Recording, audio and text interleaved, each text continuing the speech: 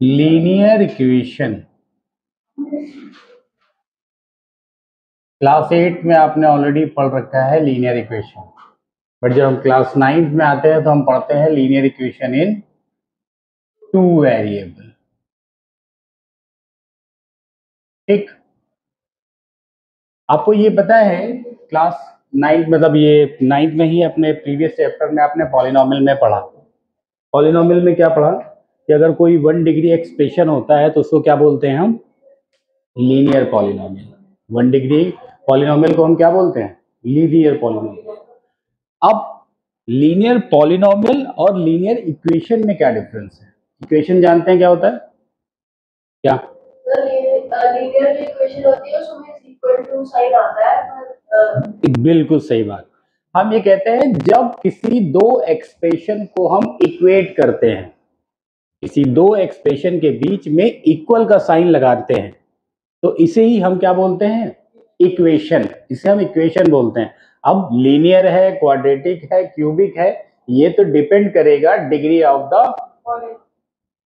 जो वेरिएबल पे प्रेजेंट जो मैक्सिमम पावर है उस पे डिपेंड करेगा। जैसे मान लीजिए एक पॉलिनोमियल 2x है और एक पॉलिनोमियल 3y है।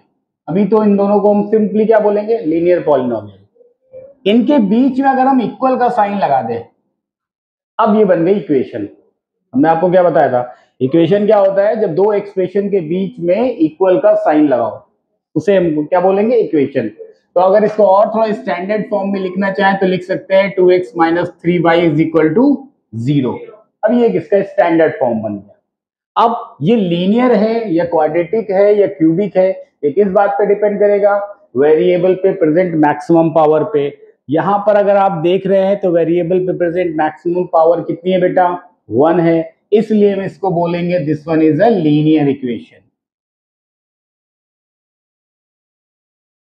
ठीक, अगर मान लो वहीं पे एक दूसरा कुछ इस टाइप से होता है 2x square minus 5y is equal to 0, ये भी एक इक्वेशन है कि नहीं है?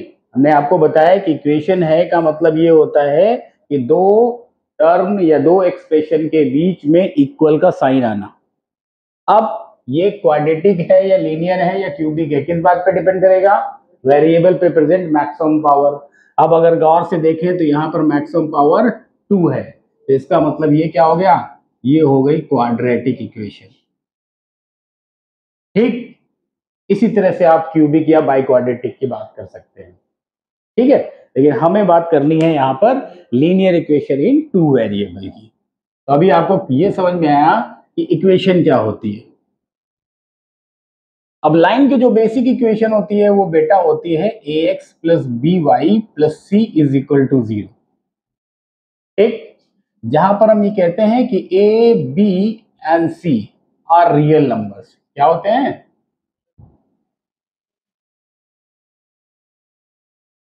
और x एंड y क्या होते हैं? These are variable. ये वेरिएबल कांस्टेंट क्या होते हैं? ये आप ऑलरेडी पॉलिनोमियल में पढ़ चुके हैं। ठीक है, और थोड़ा सा अगर हम एक्सप्लेन करना चाहें तो इतना कह सकते हैं कि a क्या है, तो हम कहते हैं कि a is the coefficient of x, b क्या है तो b है द कोफिशिएंट ऑफ y, और c is a constant value. ठीक है, कांस्टेंट वैल्यू है। अब लाइन की जो बेसिक इक्वेशन होती है वो इस फॉर्म में होती है। कई बार ऐसा होता है कि आपके सामने ये ऐसे भी लिख कर आ जाता है ax plus c is equal to 0 या फिर by plus c is equal to 0। तो बच्चे कहते हैं तो क्या ये लीनियर इक्वेशन नहीं होगी? हम कहते हैं बिल्कुल होगी। ये लीनियर इक्वेशन इन 1 वेरिएबल होगी। तो कहेंगे कि अगर भाई यहाँ पर 2 वेरिएबल होते थे तो इसमें 2 वेरिएबल क्यों नहीं है? दूसरा वेरिएबल कैसे नहीं है?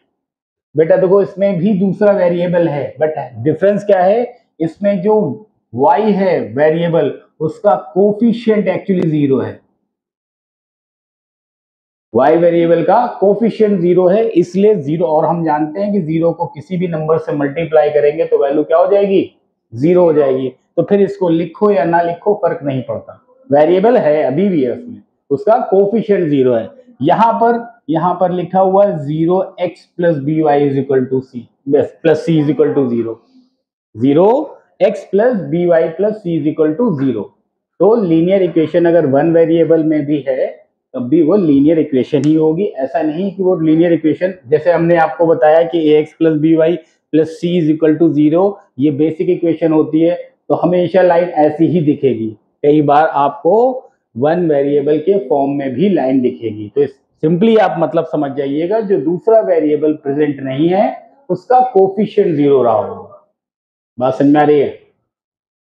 अब चूंकि लीनियर है, क्या है, अब ये आपको इतना समझ में आ गया कि ये इक्वेशन लीनियर है, तो इसके कितने सॉल्यूशन, कितने जीरोस आ सकते हैं? 1 डिग्री पॉलिनोमियल है तो कितने सॉल्यूशन होंगे? तो हम ये कहते हैं कि लीनियर इक्वेशन में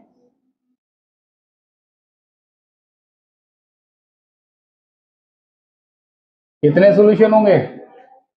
एक। ठीक है। अच्छा, एक चीज और समझ लो, अगर आपके पास लीनियर इक्वेशन टू वेरिएबल में लिखा है, मान लो लिखा है 2x plus 3y plus 5 is equal to 0, ये linear equation in two variable है।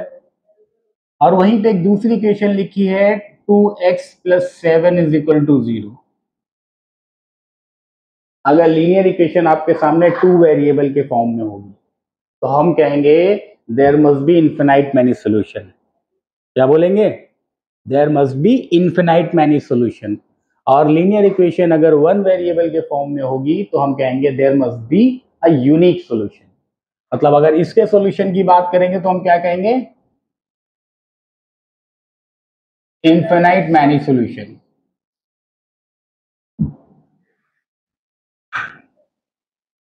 जबकि इसके बारे में बात करेंगे जब लीनियर इक्वेशन वन वेरिएबल के फॉर्म में होगी तो हम कहेंगे it must have a unique solution. Unique solution का मतलब एक ही सॉल्यूशन होगा। मतलब अगर इसमें x की वैल्यू निकालोगे तो क्या आएगी बेटा? x की वैल्यू आ जाएगी -7/2।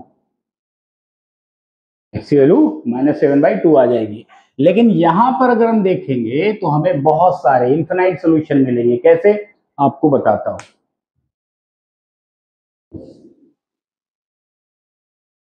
क्या किया? एक बॉक्स बना लो बेटा। बॉक्स बना लिया। अब जितने भी बनाने हो उतने इनके छोटे छोटे और बॉक्स, स्मॉल बॉक्सेस बना लो। ठीक। अब आप ये सोचो, अगर इस इक्वेशन में, ये जो आपको लीनियर इक्वेशन दी हुई है बेटा, इस इक्वेशन में अगर हम अपनी तरफ से x की वैल्यू 0 पुट कर दें, 2x plus 3y plus 5 is equal to 0 में अपनी तरफ से x की वैल्यू 0 पुट कर दें, तो क्या हो जाएगा? 2 into 0 plus 3y plus 5 and that is equal to 0। ये तो 0 हो गया, तो इसका मतलब 3y इज इक्वल टू -5। इसका मतलब y इज इक्वल टू -5/3। ठीक। अगर हमने x 0 पुट किया तो y की वैल्यू आ गई -5/3। ये एक सोल्यूशन बन गया। इसी तरीके से अगर हम x की वैल्यू 1 पुट कर दें, मान लीजिए x की वैल्यू अब हमने 1 पुट की इसमें, तो 2 1 ज़ा 2, 3y इज इक्वल टू -5, तो 3y इज इक्वल टू क्या हो जाएगा? -7। सो y इज इक्वल टू क्या हो जाएगा? -7/3। ये आपको दूसरा सॉल्यूशन मिल गया। चलो, अच्छा, अब मान लो y की वैल्यू 0 पुट कर रहे हैं। y की वैल्यू अगर हम 0 पुट करते हैं तो क्या आता है बेटा? 2x plus 3 into 0 plus 5 is equal to 0। तो 2x इज इक्वल टू -5 आ जाता कि नहीं आ जाता? ये 3 इंटू 0 मिलकर 0 हो जाता, और ये प्लस का 5 राइट साइड शिफ्ट करते माइनस का हो जाता, तो x इज इक्वल टू कितना आता? -5/2।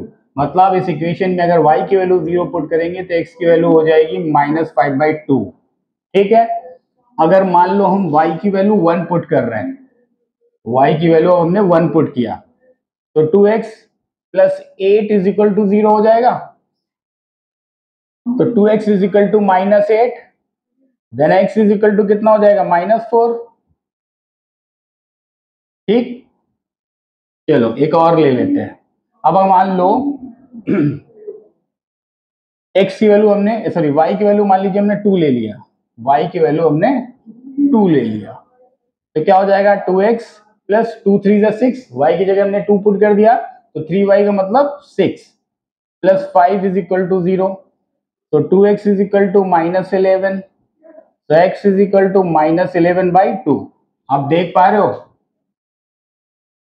अब एक चीज देख पा रहे हो, जितने नंबर ऑफ टाइम हम x की वैल्यू अपनी तरफ से पुट करते हैं इस इक्वेशन में, उतने ही नंबर ऑफ टाइम हमें डिफरेंट वैल्यू ऑफ y मिलती है।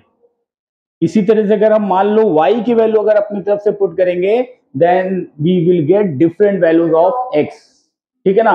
और इन दोनों x और y का जो कॉम्बिनेशन होगा यही उसका x सोल्यूशन होगा। मतलब लिखेंगे कैसे, जैसे लिखा ना 0, x की वैल्यू 0 और ये -5/3, तो लिखेंगे 0, -5/3, ये एक सोल्यूशन हुआ।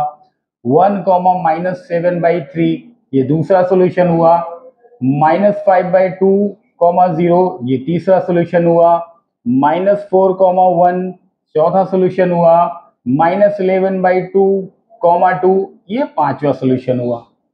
इसी तरीके से क्वेश्चन आपके पास कैसा आएगा, आपको कोई इक्वेशन दे देगा बेटा, ठीक है ना, कोई एक लीनियर इक्वेशन दे देगा और आपसे बोलेगा कि 4 सॉल्यूशन निकालिए या 3 सॉल्यूशन निकालिए। तरीका क्या है आपके सामने है, क्या करना है, एक बॉक्स बनाना है और बॉक्स बनाकर इस टाइप से नंबर ऑफ सॉल्यूशंस निकाल कर रख देना है, ठीक है। तो हमने एक चीज आपको बताई, क्या बताई, अगर लीनियर इक्वेशन 2 वेरिएबल है तो उसके कितने सॉल्यूशन होंगे,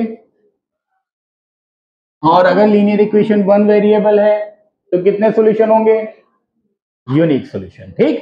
अब मान लो एक दूसरी इक्वेशन ले ले रहे हैं बेटा, कह रहा है x plus Y is equal to 5, simple सा equation, x plus Y is equal to 5। हमसे कह रहा है भाई इसको क्या करो, हमको इसके 4 सॉल्यूशंस बता दो। 4 सॉल्यूशन बनाने, कोई बात नहीं, बॉक्स बना लिया बेटा, बना लिया, ऊपर x नीचे y लिख दिया और इसमें 4 पार्ट कर लिए ताकि x और वैल्यू y की वैल्यू पुट कर सके। अब सोचिए इस इक्वेशन में अगर हम x की वैल्यू 0 पुट करते, x plus Y is equal to 5 में अगर हम x की वैल्यू 0 पुट करते हैं तो क्या आता है, 0 plus Y is equal to 5, it means y is equal to 5, ठीक। अगर इस इक्वेशन में x is equal to 1 put करते,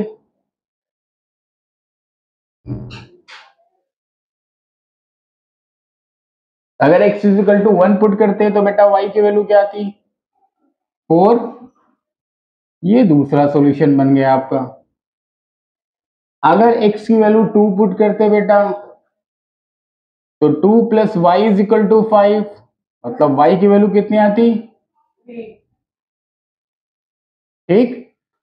अगर इसमें x की वैल्यू 3 पुट कर देते तो 3 plus Y is equal to 5, मतलब y इज इक्वल टू, देख पा रहे हैं, ये आपके 4 सॉल्यूशंस आ गए।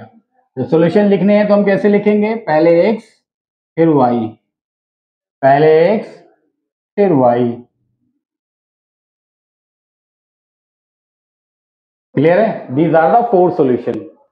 अब देखो इसी में एक क्वेश्चन और इसी टाइप से बनकर आता है बेटा, आपके सामने क्या होगा, आपको एक इक्वेशन दे देगा और बोलेगा कि इसको ग्राफिकली रिप्रेजेंट करो। क्या बोलेगा, एक इक्वेशन दे देगा और बोलेगा ग्राफिकली रिप्रेजेंट करो।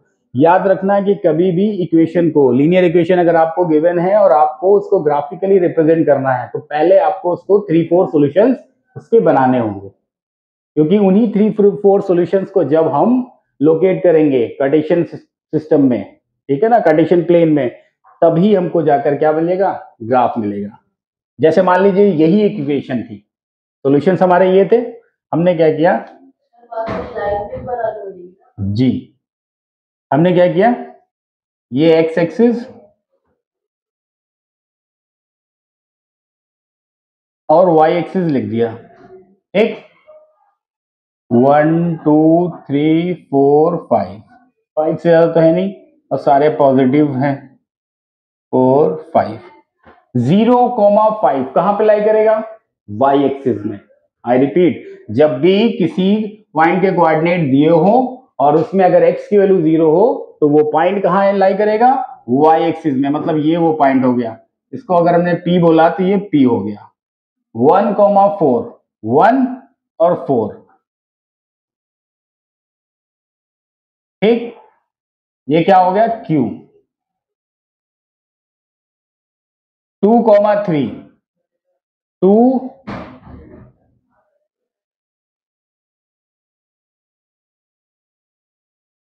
इसको अगर हमने R बोला तो ये R पॉइंट हो गया, 3,2,